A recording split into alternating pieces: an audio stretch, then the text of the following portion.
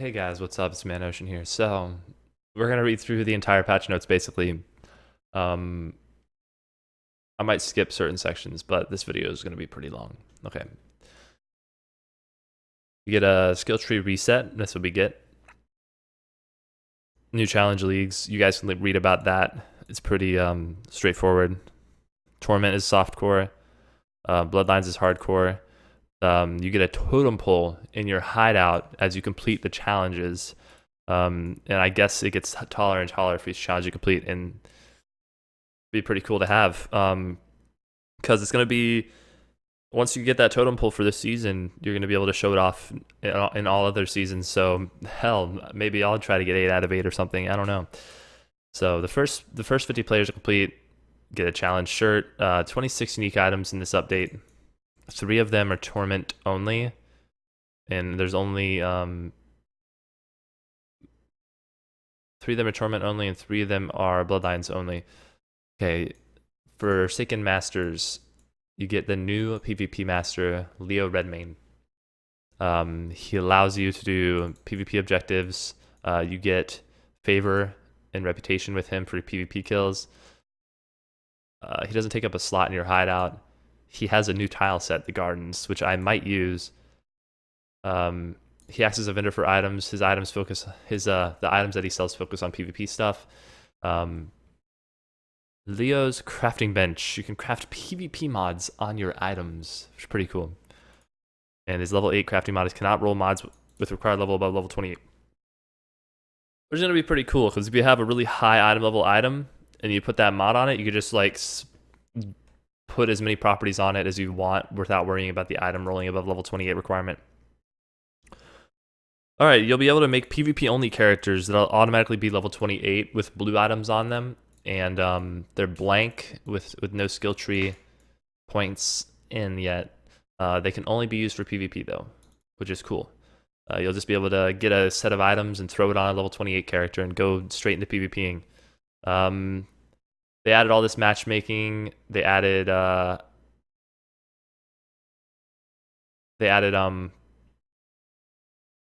ranking system too, like an elo. So once you play enough matches, you'll be put up against people that are similar elo as you. So you won't be getting put up against people that are like top 10. You'll be getting put up against people that are the same elo as you. Let's see. Free-for-all tournaments take place in Sarn Arena. They're massive brawls where you can get a point per player kill. If you die, you're sent to a new arena to continue. That sounds really fun. You guys can read about these. Blitz tournaments, Swiss tournaments, they're different types of tournaments under the new player versus player features section. And the structure of the PvP tournament season is right here, which I didn't realize. Oh, that's a post from a while ago. All right, let's go. Keep going down. 26 unique items, 11 designed by supporters. Cool. Gonna be awesome to find those off Dominus. New intelligence still. Kinetic blast. Projectile from a wand. Series of small explosions. Cool. Dexterity, blink arrow. So this is like a movement skill for bow users, which is cool. They haven't really had one. It's very interesting. Mirror arrow. It just summons a clone where the arrow lands, I guess. Maybe the clone mirrors whatever you do. It can all this created. Oh, it can be created with a blink arrow and an orb of alteration in the vendor. And a blink arrow skill gem can be made with a mirror arrow and an alteration in the vendor. Okay. Static strike, strength and intelligence skill. Strike your enemies, building up static energy on you. This energy damages enemies around you when it expires. I might use that. I think I'm doing a Fizz crit shadow, and if the static strike skills with if the static strike scales with Fizz and crit, then if you can apply like a status ailment and shock your enemies, if you do enough damage or something, you can end up doing a lot of damage and I'll have fun. Strength skill, counterattacks, all this cool stuff. We'll see how these work. I mean, they nerfed block a lot, but that was really necessary considering how powerful block was. It's kind of getting to a point where you just got max block and never died. It was really obnoxious. I'm very interested in seeing how these counterattacks work. I'm just very interested. So let's read about them. When you block your shield, cone shape counterattack. There's a strength one. Against all enemies around you is vengeance. Weapon range increases the area of this attack. Riposte, I think that's what it's called. I don't know. I don't know how to pronounce words. Deadly counterattack when you block.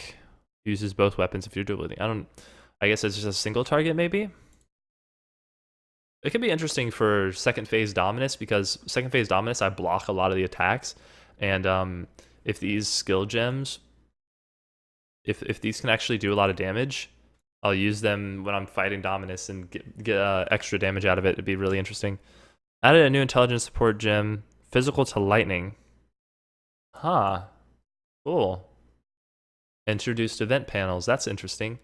So you'll be able to press the B button. It'll show you like when races and PvP tournaments are coming up, and you can also join them from anywhere in the game. So you'll be standing in town, you could press B and you could just join a race from right there. You don't have to log out or anything, I guess.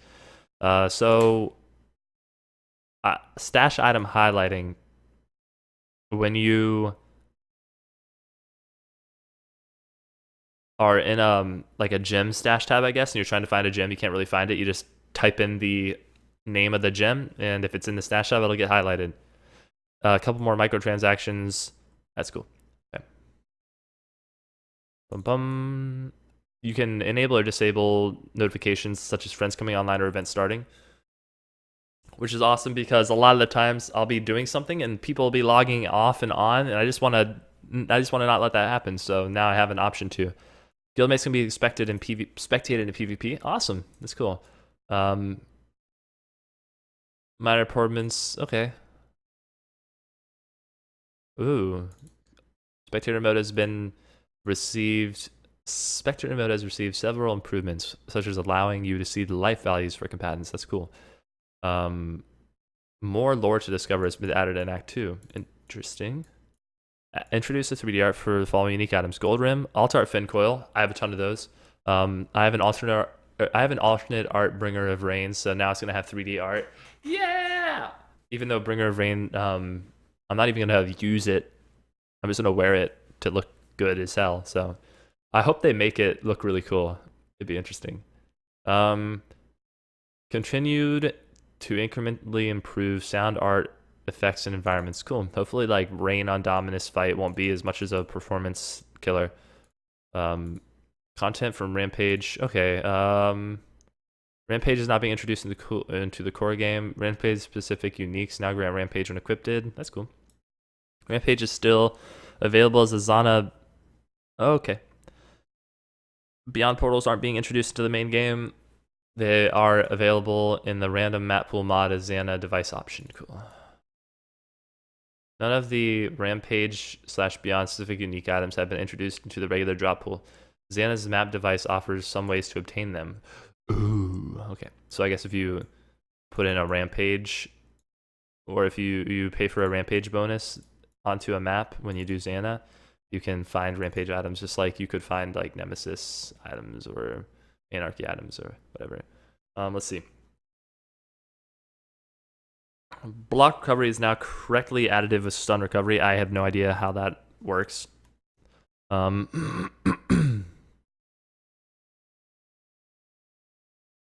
All items that had the mod that included the phrase gems in this item now say socketed gems. The function has not changed. Okay.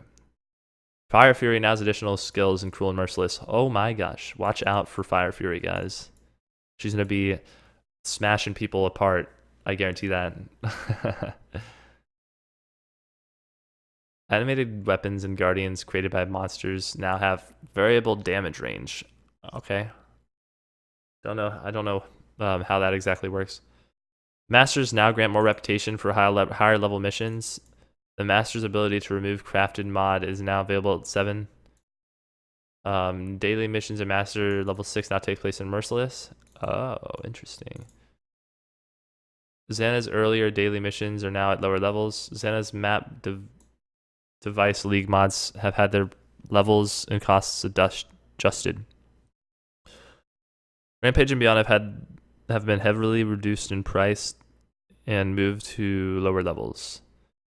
Torment and Bloodlines are now available at Xana level 8. Interesting.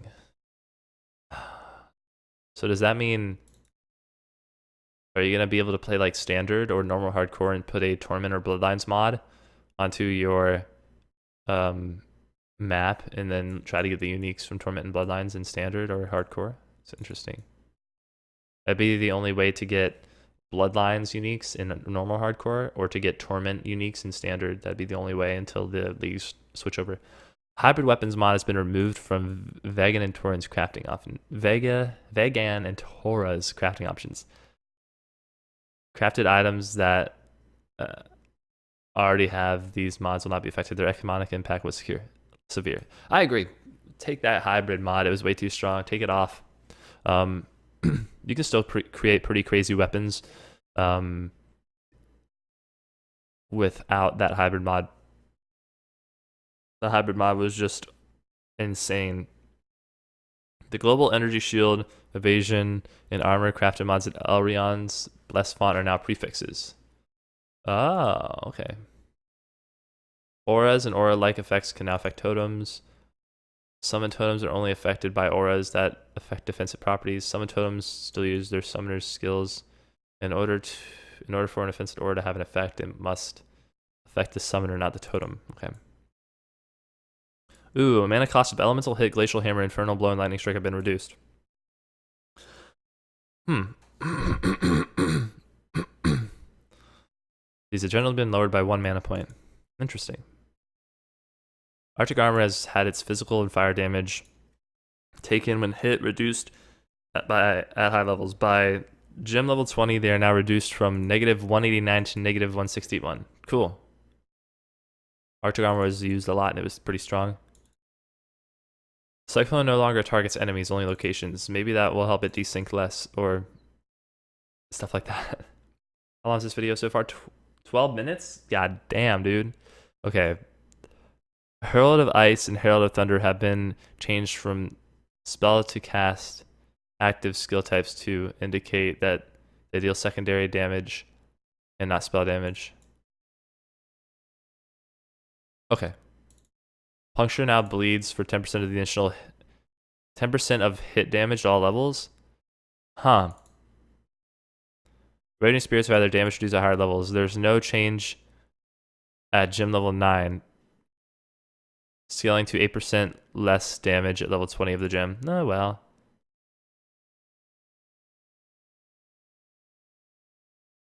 Ball Haste has attack speed and cast speed reduced by a flat 5% at all levels. Oh, well. Oh, well. Let's see. Cast on Crit has its cooldown increased from 0.01 seconds to 0.05. That's a lot. Cool to Fire has now had its mana cost multiplier of 110 up to 100. Ooh. Damn. Curse on hit now starts with -50% curse duration instead of -10% curse effect. It gains 2% up to 12% reduced duration at gym level 20. Okay, so that's not that bad of a nerf. Increased critical strikes now starts at 90% critical chance, increasing to 147 at gym level 20. It now provides 1% critical strike per 1% quality. Increased critical strike damage now provides 50% critical strike multiplier up to 69 at gem level 20. It now provides 0.05 critical strike multiplier per 1% quality. So it's going to be really important to get the increased crit strikes and the increased crit damage gems up to like the highest level you can and the most quality possible. Marauder, Duelist, and Templar have their starting areas reworked significantly. Lots of new large elemental staff, mace, axe, sword, and two-hand weapon and shield, and dual-wielding wheels of passive skills have been added to the exterior of the tree, out from the Templar, Marauder, and Duelist. Special bonuses have been added to some of the notable passives in those areas. Cool. The cast speed in Witch and Shadow, I kind of butchered that last sentence, but hopefully you guys got the gist of it. Cast speed in the Witch and Shadow starting areas has been reduced. The mana and mana regeneration path in the Witch starting area has been modified so that all passives provide mana and mana regeneration. Okay. None of these are really that interesting to me. Many passive. This is the passive tree stuff. Yeah. Many crit multiplier bonuses and some critical strike chance bonuses have been reduced. A little bit of a crit nerf, but crit was really strong. Block chance was really strong too. So I mean, I'm glad they're kind of making the game. They're basically making the game a little more difficult by reducing how powerful crit and block were. Block chance has been reduced, replaced, or removed throughout the tree. Spell block in the witch area has also been reduced slightly. No more Wall of Thorns cluster. Remove 2 passive from the Ranger's Sword Wheel. Added another life passive to the Thick Skin cluster, but reduced life bonus by 1%. Taking the total life on the cluster from 20% up to 22%. But now it's 1 more point, right? It's weird. Added a new Bloodletting cluster. Increases physical damage over time, grants melee chance to bleed, and increased attack damage to bleeding enemies. Ooh. Physical damage reduction from Soul of Steel. It also provides elemental resistances from a notable passive, from a keynote. No, not a keynote, a notable passive though. One of those ones that's like kind of highlighted and bigger than the other ones. Critical strike damage reduction. Cool. Acrobatics now grants 30% less block and spell block. We'll see how that works. The Mortal Conviction notable passive has been reduced to 50% less mana reserved. Interesting. PvP arenas have been improved so they're more symmetrical and fair. Multi-fight matches are best of 7. No more acceleration shrines in the CTF arenas. PvP scaling damage has been adjusted to these equations, which I don't have time to read. Here, all these spells have had their damage reduced or increased. Ball Lightning, Fireball, Freezing Pulse, Glacial Hammer, Tornado Shot, and Whirling Blades have had their damages changed for PvP only. This doesn't affect PvE. Molten Shell's PvP duration has been reduced from 1.4 to 1.2. Temporal Chains now has 40% reduced effectiveness against other players. Woo! Item balances. Shields have had their base blocks rebalances. Most of the higher base block changes on shields have been reduced. Other reductions were also performed on unique items in the passive tree. This change was made because reaching the maximum block chance 75% had become easier than we intended. It was far too efficient a defense at higher levels. Players will still be able to reach high block values, but this will now require much greater investment. Good. Good. Unique rings, amulets, belts, and quivers no longer lose their minimum level when corrupted. Cool. Evasion values of dex shields have been reduced. Shields have their block values reduced. Beyond it is okay. We already read that one. Added a new supporter created crafting mod to the armorer's workbench. Interesting. Okay, unique item balance. Unique items now cause rampage while equipped if they are rampage specific ones. Aziri's Acuity. The leech is now 60% instead of 100%, right? Okay. Cloak of Defiance. No more 10% additional mana absorption has been removed. Crest of Defiance. Crest of Parandis has had its block chance reduced from 10% to 5%. This shield, Essentia Sanguis. Chance to block reduced by X. Okay. Increased physical damage has been increased from... What? That's a shield? Increased physical damage has been increased from 80 to 120 to 140 to 180. Okay, maybe it's not a shield.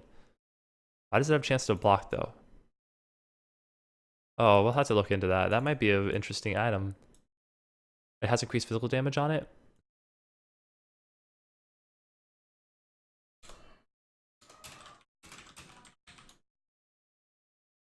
Oh, it's a claw? Okay.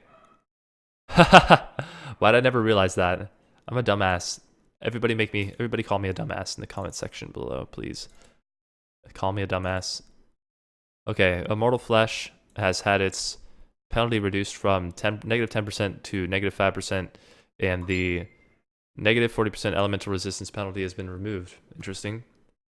Lightning Coil has had its damage conversion reduced from 40% to 30%, which is obviously a nerf, but Lightning Coil is very strong. Malene's Fallacy. Critical strike chance penalty has been reduced from 60% to 50%. That doesn't really matter. They nerf auras has been reduced. Okay, bro. So Rumi's concoction is now, instead of 30 to 40 block, it's 20 to 30 block. And instead of 15 to 20 spell block, it's 10 to 15 spell block. And I have a 40-17 alt art Rumi's right now. Big money. Okay. The Anvil has had its chance to block reduced, but its life gain on block increased. Mana gain on block has been increased. Damage reflected to attackers on block has been increased. I don't know. I could use Anvil or something. The Bringer of Rain has had its block chance reduced from 15 to 6%. The chance to gain endurance charge when you block has been increased from 10 to 20%. Oh wow, Bringer of Rain was very strong to start with. It was still pretty good when they nerfed it, and now they're giving the block a nerf on it. I don't see a big deal. Ungul's have block chance reduced by 8%. Wow. So when you dual wield them, you're going to have like 16% less overall. Wow. They're nerfing Wings of Entropy too. Wow. They're buffing Zanhost Cassock, which I mean it's not even good still, but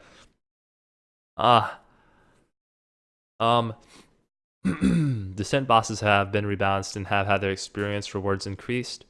Static Strike has been added to the Endless Ledge and Descent race types. Lightning Tendrils have been added to the Descent Champions skills gem for Shadow, Witch, and Templar. I guess they're going to be doing Descent Champions a lot this season. The Descent Champions unique item Blood of Summer has been announced to have less movement speed per frenzy charge. Oh, wow. No area damage increase? Interesting. So you're not going to be able to use it for... What was I using it for before? I don't remember. Bug fixes. When Blood Magic is active, your mana orb no longer shows as fully reserved. Cool. Fixing a bug where Headhunter could grant multiple mods. Okay. Headhunter and proximity shields. Fixed a bug where Whirling Blades counted base attack duration only from main hand weapon, regardless of whether that weapon worked with the skill. Now the skill uses the average of however many of the equipped weapons support it. Interesting. Fixed a bug where Righteous Fire couldn't be dispelled by a flax if you didn't have the skill equipped. Fixed a bug where slash remaining count would be wrong if you shatter or pyre Katarina minions. Oh, interesting. Fixed a bug with the 3 dragons where dealing both fire and lightning damage in the same hit will contribute both values towards shock chance. So does that mean 3 dragons is going to be less effective? We'll see. Fixed bugs related to leaving Vegan's area after dying while fighting him. Well, I don't have to worry about that. Conversion trap. Fixed a bug where life and mana gain on hit only worked if the hit dealt damage. So it's... Oh, so even if you don't deal damage with the hit, you're still supposed to get life and mana back because you're technically hitting. Fixed a bug that prevented Path of Exile working properly when run with the settings file redirected over a network. Fix some bugs related to souls appearing or disappearing from Vaal skills when returning to previous areas entered with Tempest Shield or Herald of Thunder active. Interesting. Fixed a bug where Eye of Tzizchich could curse your pet, resulting in very strange behavior with the cursed chickens. Ah, rip. I guess I never saw that before, but it could be pretty funny if your pet got cursed. It was just being weird. So that's the patch notes for 1.3. This video is 23 minutes long, and I think it's a good patch, to be honest with you guys, because I'm in favor of any patch that makes the game, that makes characters less powerful, that makes it harder to obtain items, mostly because I think that playing Path of Exile is should be a huge time investment, just personally. And I mean, if I don't have the time to invest, I don't think I should have anything good. Which is why you won't ever hear me complaining about not being able to get X item, even if I don't have the time to invest. I think block was way too strong. I think Lightning Coil and Cloak of Defiance and all those damage reductions were way too strong. I think the crafted mod, the hybrid mod, was way too strong. It made people able to get really good physical items way too easily. And we'll see how this works. I think the game's going to be much more interesting. And I'm very interested to see how Bloodlines goes. I was thinking about doing a 24-hour when it came out, but after thinking about that as time goes on, I'm less and less looking forward to doing that. I don't think I'm going to do a 24-hour, but we'll see. I kind of want to play a decent amount when the patch goes live, but at the same time, I'm not really in a rush. I'm interested in the PvP. The thing is, like, I'm interested in the PvP, and I'm interested in the PvE, but I'm interested in the PvP and the racing. But if I really get into Bloodlines and I'm really enjoying the Dom farming, like, it pulls me away from doing PvP or races, which is the bad. It's just the bad part. Anyways, that's all I have to say, guys. I know this video is very long, and if you made it to the end, I am extremely impressed. And if you made it to the end, then you should type the word block, BLOCK, just so I can see like how many of you actually watch this to the end. Very interested, because this is the longest video I think I've ever done on my channel. So I'll see you guys at the Bloodlines release. I will probably be online. Wait, no, I'm going to a bonfire. Fuck. I'm going to a bonfire. I will not be online for the Bloodlines release. I might be on later tonight at like midnight or something, or a little bit later. We'll see, because I'm not gonna let Path of Exile like completely consume my social life anymore. But I still want to play Path of Exile a ton. So everything in moderation. Keep it balanced. Have a good day, guys.